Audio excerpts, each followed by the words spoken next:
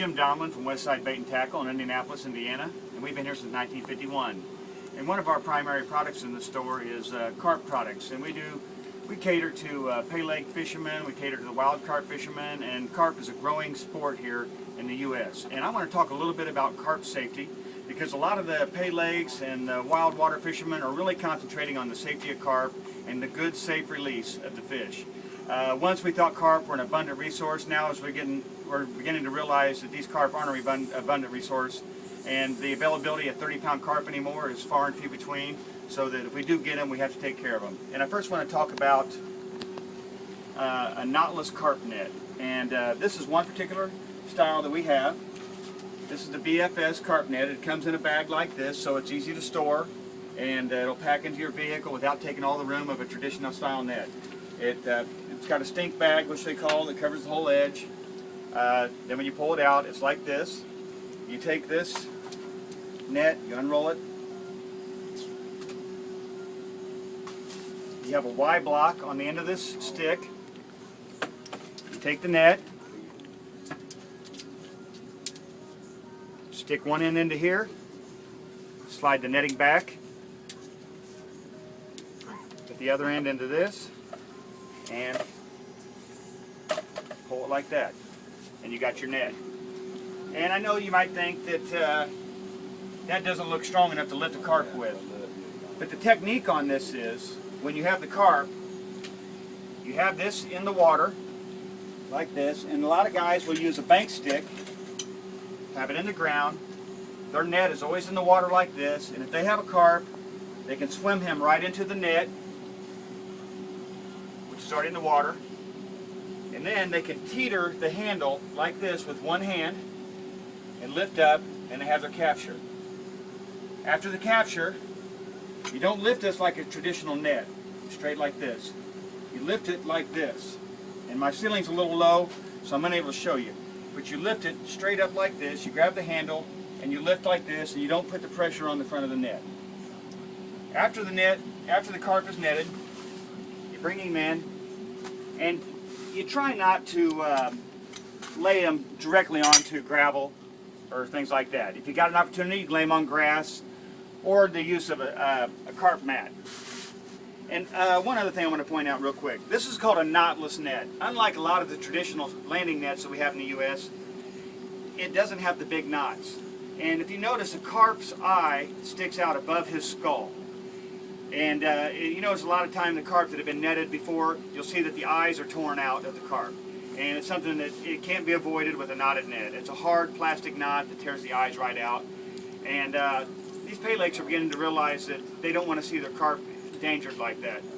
So they go with a knotless net, which won't hurt the carp at all. Then, after the carp is netted, you lay him onto a carp mat. A lot of times you want to put a little bit of water on the carp mat, like that. And, you know, it presents for a better picture.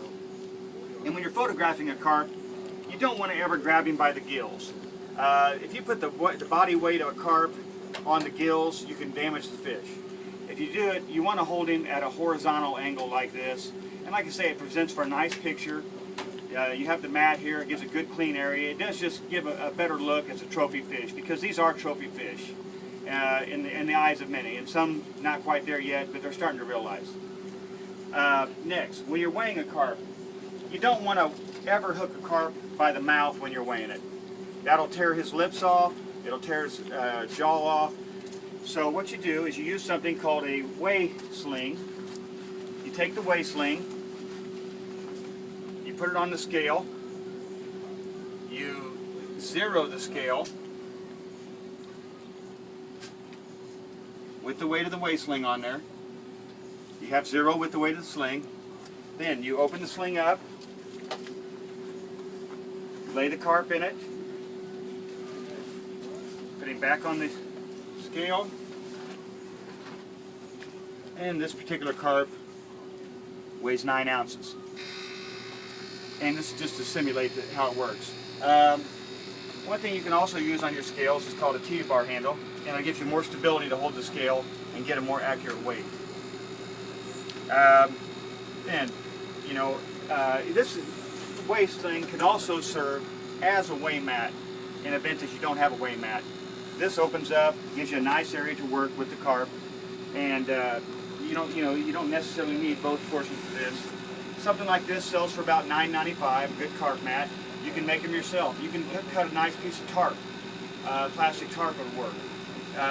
It's cheap technology to use. This weight sling runs about $20. Like I say, it's a great way to, if you have to carry the carp to the bait shop to be weighed, this is a great way to carry it.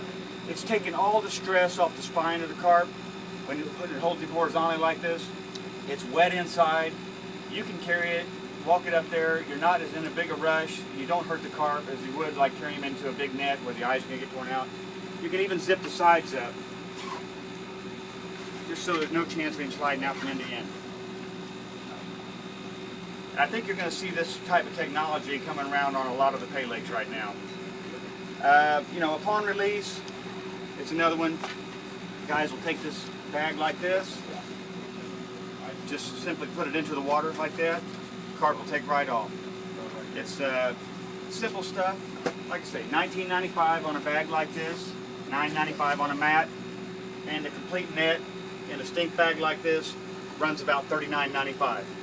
But with this handle, this is a multi-purpose handle that comes in these nets.